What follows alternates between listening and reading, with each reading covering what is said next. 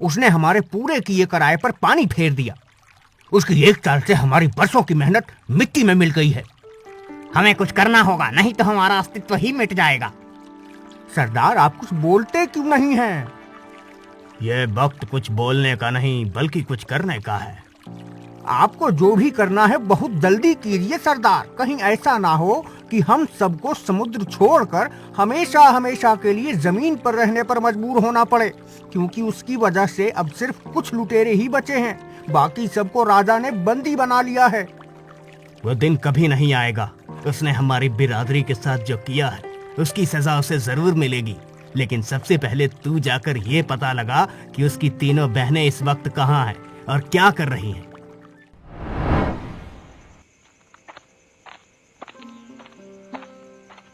तुम्हें बाहर जाते हुए या फिर अंदर आते हुए किसी ने देखा तो नहीं ना सुरभि?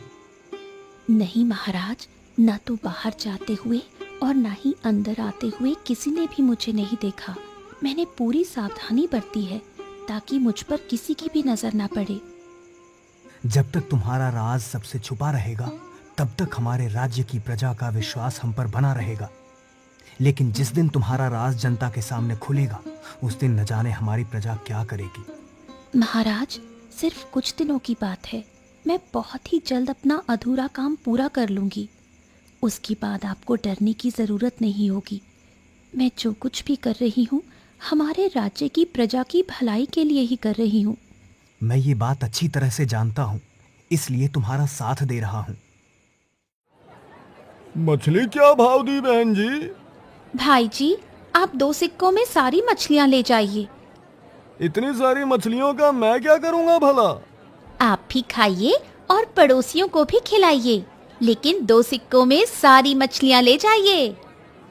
ठीक है बहन जी, तो फिर ले लीजिए 2 सिक्के और सारी मछलियाँ मुझे दे दीजिए।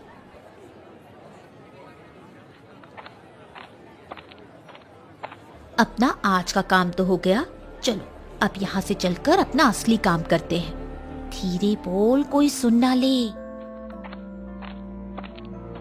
कहीं ये तीनों पगला तो नहीं गई? इतनी सारी मछलियाँ सिर्फ 2 सिक्कों में दे दी। कहीं ये तीनों वही तो नहीं जिन्हें मैं ढूंढ रहा हूँ? मैंने इनका चेहरा भी तो नहीं देखा, नहीं तो दूध का दूध और पानी का पानी हो जाता। सच्चाई का पता लगाने के लिए मुझे इनका पीछा करना पड़ेगा। आखिर कब तक हमें ये काम करना पड़ेगा? मैं तो परेशान हो गई हूँ ये काम करते करते। मैं एक बार फिर से बेफिक्र होकर समुद्र की लहरों के बीच जाने के लिए बेताब हूँ। बस कुछ दिनों की बात और है, उसके बाद हम तीनों समुद्र में फिर से राज करेंगे। लगता है कोई हमारा पीछा कर रहा है। अगर ऐसी बात है तो फिर हमें उसे चकमा देना होगा। लेकिन वो कैसे?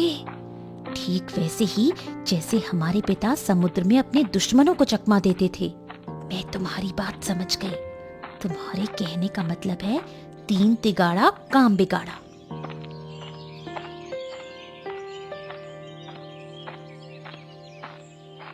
ये क्या? ये तीनों तो अलग अलग दिशा में जा रही हैं। अब मैं किधर जाऊं? सीधा जाऊं, दाएं जाऊं या फिर बाएं जाऊं? एक काम करता हूं, मैं वापस जाता हूं। मुझे लगता है ये नील का साथी था। हाँ, मुझे भी ऐसा ही लगता है। इसलिए वो हमारा पीछा कर रहा था। आज तो हम सब उससे बच गए। अगली बार न जाने क्या होगा। तुम सही कह रही हो दीदी। समय रहते अपना अधूरा काम पूरा कर लें, उसके बाद हमें नील से डरने की कोई जरूरत नहीं होगी। अगर पिताजी हमारे साथ होते तो हमें किसी से भी डरने की जरूरत न होती। दीदी उन्हें ही तो कैद से आजाद कराने की कोशिश कर रहे हैं और साथ ही साथ उस नील को पकड़ने की भी कोशिश में लगे हुए हैं। इसीलिए तो वो दिन में मल्हार बनकर पूरे राज्य की नदियों में भटकती रहती है और रात होते ही सेनापति, सैनिकों और हमें साथ लेकर समुद्री लुटेरों और नील को ढूंढती है। अगर नील ने पिताजी को धोखा न दिया होता तो आज हम सब साथ में होते और हमें इस तरह छुपकर नहीं रहना पड़ता। अगर उस दिन वो हमला न हुआ होता तो।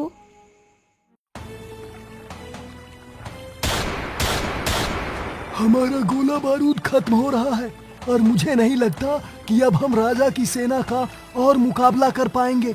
क्योंकि हम बुरी तरह फंस चुके हैं। हमारा बचना बहुत मुश्किल है।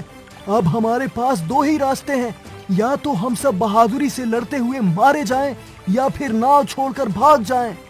हम सभी आपके साथ हैं सरदार। जो आपका फैसला होगा वही हमारा फैसला होगा। मैं पूरी जिंदगी बहादुरी से जिया हूँ और बहादुरी से मरूंगा भी, इसलिए मैं अपनी नाव छोड़कर कहीं नहीं जाऊंगा। लेकिन फिर भी मैं तुम लोगों को फैसला करने का हक देता हूँ। जो यहाँ रुकना चाहता है रुके और जाना चाहता है तो जाए। मैं यहाँ से कहीं नहीं जाऊंगा। मैं नाव छोड़कर नहीं जाऊंगा। सरदार, आप जहां होंगे वहीं हम सब होंगे। मैं तुम जैसे साथियों को पाकर खुद को खुशकिस्मत महसूस कर रहा हूँ, लेकिन मुझे अपनी बेटियों की चिंता है। उनका क्या होगा?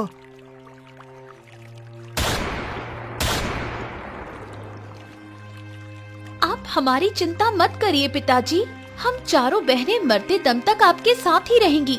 आपको छोड़कर कहीं नहीं जाएंगी। तुम सब ने हमारे राज्य की प्रजा की नाक में दम किया हुआ था। तुम्हारी वजह से कोई भी पड़ोसी राज्य समुद्र के रास्ते हमारे साथ व्यापार करने से डरता था। लेकिन आज से हमारी प्रजा और व्यापारियों को तुम्हारे आतंक से मुक्ति मिलेगी। महाराज, आप जो चाहें वो मुझे और मेरे साथियों को सजा दे सकते हैं, मुझे मंजूर है। लेकिन मेरी बेटियों को छोड़ दीजिए, उन्होंने कुछ भी नहीं किया। महाराज, अगर आप मुझे और मेरे 3 साथियों नीरज, आकाश, समुद्र को छोड़ देंगे तो मैं आपको उस जगह का पता बता दूंगा जहां हम सभी ने लूटा हुआ माल छुपाया है। ये तुम क्या कह रहे हो? तुम मुझे धोखा कैसे दे सकते हो? अरे चुप कर बुढ़े, तू तो वैसे भी सिर्फ कुछ दिनों का ही मेहमान है। तेरे चक्कर में हम क्यों अपनी पूरी जिंदगी कैद में बिताएं? अगर तुम्हारी बातों में सच्चाई हुई तो मैं तुम्हें तुम्हारे साथियों सहित आजाद कर दूंगा। लेकिन अगर तुम्हारी बात झूठ निकली तो मैं तुम्हें तुरंत मौत की सजा दूंगा। ऐसी नौबत नहीं आएगी महाराज, मेरी जानकारी बिल्कुल सही है। सेनापति जी, आप इसके साथ जाइए और अगर इसकी दी हुई जानकारी गलत निकले तो इसका सर धड़ से अलग कर देना। जैसी आपकी आज्ञा महाराज। महाराज, आप मुझे उम्र भर के लिए कैद खाने में बंद कर दीजिए, लेकिन मेरे पिताजी को छोड़ दीजिए। हाँ महाराज, आप हम चारों बहनों को कैद कर लीजिए, लेकिन हमारे पिताजी को जाने दीजिए।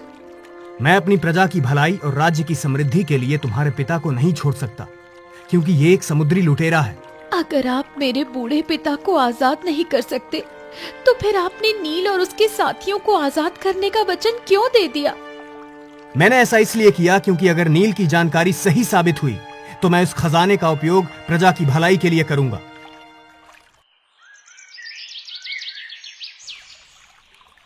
महाराज, इस समुद्री लुटेरे की दी हुई जानकारी बिल्कुल सही थी। मैं इसकी बताई जगह से पूरा सोना ले आया हूँ। मैंने अपना किया वादा पूरा किया महाराज, अब आप अपना वादा पूरा कीजिए। सेनापति जी, इसे और उसके साथियों को छोटी नाव दे दो और यहाँ से जाने दो। लेकिन ध्यान रहे, अगली बार अगर समुद्र में दिखाई दिए तो तुम सबकी बाकी की जिंदगी कैद खाने में बीतेगी। महाराज, अगर आप अपनी प्रजा की भलाई के लिए 4 लुटेरों को छोड़ सकते हैं, तो फिर आप जरूर एक और लुटेरे को आजाद कर सकते हैं। मैं तुम्हारी बात समझा नहीं। अगर आप थोड़े से धन के बदले 4 लुटेरों को छोड़ सकते हैं, तो अगर मैं समुद्र के सभी लुटेरों को पकड़ने में आपकी मदद करने का वादा दूं, तो आप जरूर मेरे पिताजी को आजाद कर देंगे। आप सोच क्या रहे हैं महाराज? मेरी सहायता से आप समुद्र को लुटेरों से मुक्त कर सकते हैं, जिससे आपकी प्रजा का विश्वास आपके प्रति और बढ़ जाएगा और आपके राज्य में खुशहाली भी बढ़ेगी। समुद्र में तो हजारों समुद्री लुटेरे हैं, उन्हें पकड़ने में तो सालों का समय लग जाएगा। जब तक समुद्र का आखिरी लुटेरा पकड़ा नहीं जाता, तब तक मैं आपके साथ रहूंगी। बिना विवाह के मैं तुम्हें अपने साथ नहीं रख सकता। तो आप मुझसे विवाह कर लीजिए, तब तो मैं आपके साथ रह सकती हूँ ना। मैं ऐसा नहीं कर सकता। अगर मेरी प्रजा को ये पता चला कि मैंने एक समुद्री लुटेरे की बेटी से विवाह किया है, तो प्रजा में अराजकता फैल सकती है। अगर ऐसी बात है तो फिर आप मुझसे विवाह कर लीजिए और अपनी प्रजा को बताइए कि मैं एक मल्हार हूँ। इस तरह आपकी प्रजा की नजरों में आपका सम्मान बढ़ जाएगा और आप अपनी प्रजा की भलाई का काम भी कर सकेंगे। तुमने अभी जो कहा, अगर वैसा हो सकता है तो मैं अपनी प्रजा की भलाई के लिए तुम्हारी बात मानने को तैयार हूँ, परंतु मेरी भी एक शर्त है। तुम दिन में मल्हार बनकर रहोगी और रात में समुद्री लुटेरों को पकड़ने में मेरी सहायता करोगी। ठीक है, मैं आपकी शर्त मानने को तैयार हूँ, लेकिन मुझे अपने काम में अपनी बहनों की सहायता भी चाहिए होगी। भला वो कैसे? ये सब मैं आपको बाद में समझा दूंगी। अभी आप मेरे पिताजी को आजाद कर दीजिए। मैं अभी ऐसा नहीं कर सकता। जब तक तुम अपना काम पूरा नहीं करोगी तब तक मैं तुम्हारे पिता को आजाद नहीं कर सकता। दीदी पिताजी को आजाद करवाने के लिए खुद जिंदगी भर के लिए राजा की कैदी बन गई। उन्हीं के कहने पर ही हम सब दिन में सबसे छुप कर रहती हैं और रात में उनकी मदद करती हैं। रानी जी को मेरा प्रणाम। रानी जी को मेरा प्रणाम।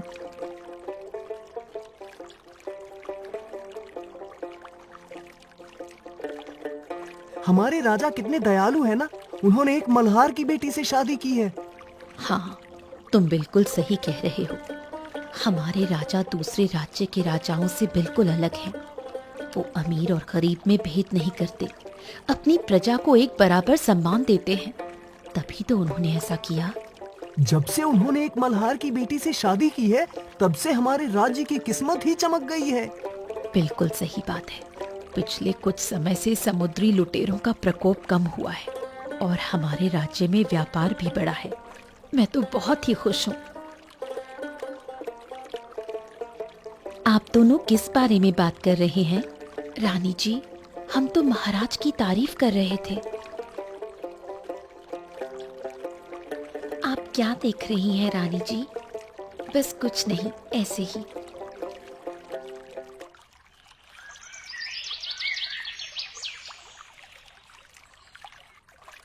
मैंने दिन का काम तो अच्छी तरह से कर लिया, अब रात के काम की बारी है।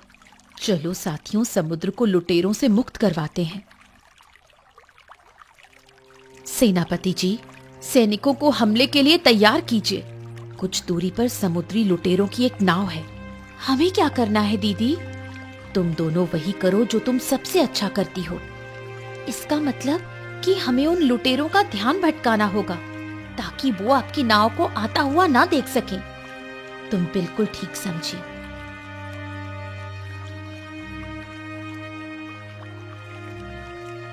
आज तो मेरी दावत हो गई। ये 3 हुस्न की परियां मेरी तरफ ही चली आ रही है।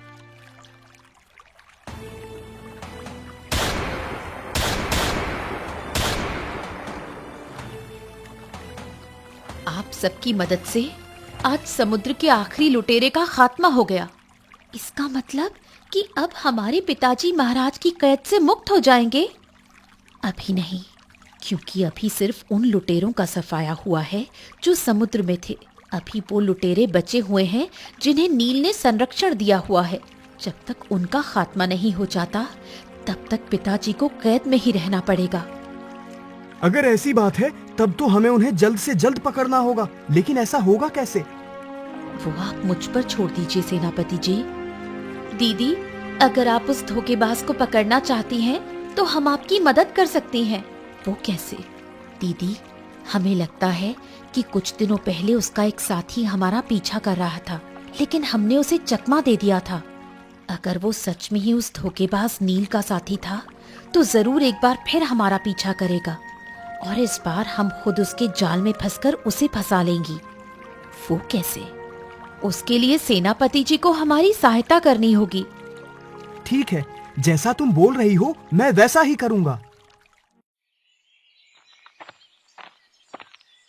आकाश, तू इतने दिनों से कहाँ था? जल्दी बता, साथी लुटेरों की क्या खबर लाया है? सरदार, बहुत बुरी खबर है। सुरभि ने सेनापति के साथ मिलकर समुद्र के सभी लुटेरों का सफाया कर दिया है। अब सिर्फ वही लुटेरे बचे हैं जो समुद्र छोड़कर जमीन में रह रहे हैं। इसका मतलब कि तू जो खबर पिछली बार लाया था वो बिल्कुल सच्ची थी। हाँ सरदार, सुरभि ये सब आपसे बदला लेने के लिए कर रही है। तू बहुत गलत समय पर आया है। मुझे ऐसा लगता है तू भी कोई बुरी खबर ही लाया होगा। सरदार, मैं बुरी खबर नहीं बल्कि बहुत अच्छी खबर लाया हूँ। मुझे पता चल चुका है कि सुरभि की तीनों बहनें कहाँ रहती हैं। तो फिर तू उन्हें पकड़कर मेरे पास क्यों नहीं ले आया? यहाँ खाली हाथ क्यों चला आया? सरदार, मैंने उन तीनों को लगभग पकड़ ही लिया था, लेकिन वो तीनों मुझे चकमा देकर बच निकली। तू वापस जा और उन्हें पकड़कर मेरे पास ले आ, तभी सुरभि पर नकेल कसी जा सकेगी।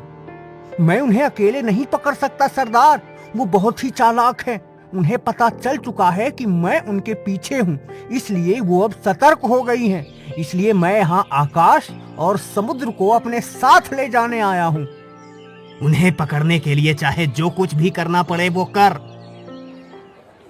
यहाँ खड़े खड़े बहुत देर हो गई, वो तीनों कब आएंगी? हमने पूरे बाजार में उन्हें ढूंढा, लेकिन वो कहीं नहीं मिली।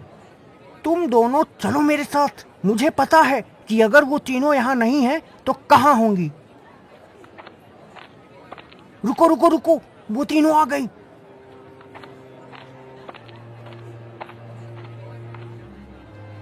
बहुत दिनों से तुम्हारी तलाश थी, आज आई हो पकड़ में। हमें कुछ मत करना, हमें यहाँ से जाने दो। तुम्हारी बहन की वजह से हमें बहुत परेशान होना पड़ा। अब उसे बताएंगे कि हम क्या कर सकते हैं। तुम तीनों चुपचाप हमारे साथ चलो, नहीं तो हम अभी तुम्हारा काम तमाम कर देंगे। ठीक है, हम तीनों तुम्हारे साथ चलने के लिए तैयार हैं।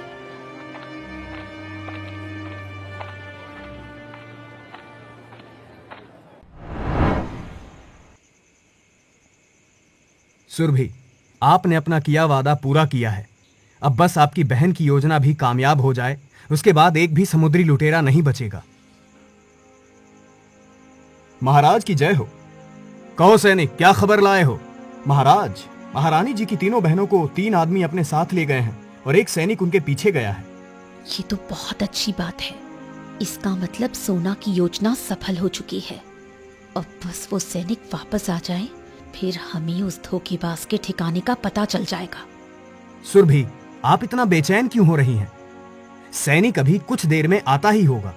मैं बेचैन कैसे ना हूँ महाराज, मेरी बहनों की जिंदगी का सवाल है। दोपहर से शाम हो गई, लेकिन सैनिक अभी तक नहीं आया। न जाने वो तीनों वहां किस हाल में होंगी। सैनिक, जल्दी से बताओ, वो मेरी बहनों को कहाँ ले गए हैं? महारानी जी, वो तीनों आपकी बहनों को नदी के किनारे बनी एक झोपड़ी में ले गए हैं। वहां और कौन कौन है? वहां पर बहुत से समुद्री लुटेरे हैं। महाराज, जल्दी से सैनिक की बताई जगह पर सेना लेकर चलिए और बाकी के बचे समुद्री लुटेरों को कैद खाने में बंद करने का इंतजाम करिए। बहुत देर हो गई, लेकिन दीदी अभी तक सैनिकों को लेकर यहाँ नहीं आई। न जाने उन्हें कितना समय लगेगा। मुझे तो बहुत भूख लगी है। राजा को हमारे ठिकाने के बारे में ना जाने कौन बता रहा है। अब हमारा समुद्र में जाना बहुत मुश्किल हो गया है। हर वक्त ये डर लगा रहता है कि राजा की सेना अब हम पर हमला कर देगी, अब हम पर हमला कर देगी। अब तुम में से किसी को भी डरने की जरूरत नहीं है। बहुत ही जल्द हम फिर से समुद्र पर राज करेंगे।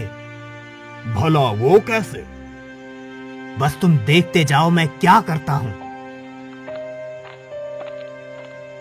तुम सबको हमारी सेना ने चारों तरफ से घेर लिया है। अगर जरा सी भी होशियारी दिखाने की कोशिश की तो तुम सभी मारे जाओगे। मैं तुम सबको राजद्रोह करने के जुर्म में बंदी बनाता हूं। लेकिन महाराज, आपने तो हमें मुक्त किया था। मैंने तुम्हें मुक्त जरूर किया था, लेकिन तुम्हें राजद्रोह करने की छूट नहीं दी थी। तुमने समुद्री लुटेरों का साथ दिया है, उसकी सजा तुम्हें जरूर मिलेगी। आपको यहाँ का पता किसने बताया? कौन है वो गद्दार? गद्दार के साथ भला कौन गद्दारी करेगा? तुमने मेरे पिताजी को धोखा दिया था, लेकिन तुम भूल गए थे कि उनकी 4 बेटियां हैं जो तुमसे ज्यादा होशियार हैं। तुम मेरे बिछाए जाल में फंस गए। कैसा जाल? उम्र भर कैद खाने में बंद रहोगे।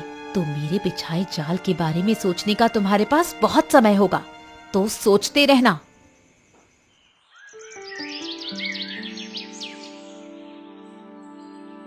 सुरभि, तुमने अपना किया वादा पूरा किया। अब मैं अपना वादा पूरा करूंगा, तुम्हारे पिताजी को बंदी गृह से आजाद करके। आपका बहुत बहुत धन्यवाद महाराज। पहले मैंने तुमसे समझौते का विवाह किया था, लेकिन अगर अब तुम चाहो तो मैं तुमसे सचमुच का विवाह करके तुम्हें इस राज्य की रानी बनाना चाहता हूँ। ये तो मेरा सौभाग्य होगा महाराज। तुम्हें पता है, राजा की जो मल्हार पत्नी थी ना, वो मल्हार नहीं बल्कि समुद्री लुटेरे की बेटी थी। हाँ, मैं सब जानती हूँ। ये भी जानती हूँ कि उसी ने समुद्री लुटेरों को पकड़ने में महाराज की मदद की थी।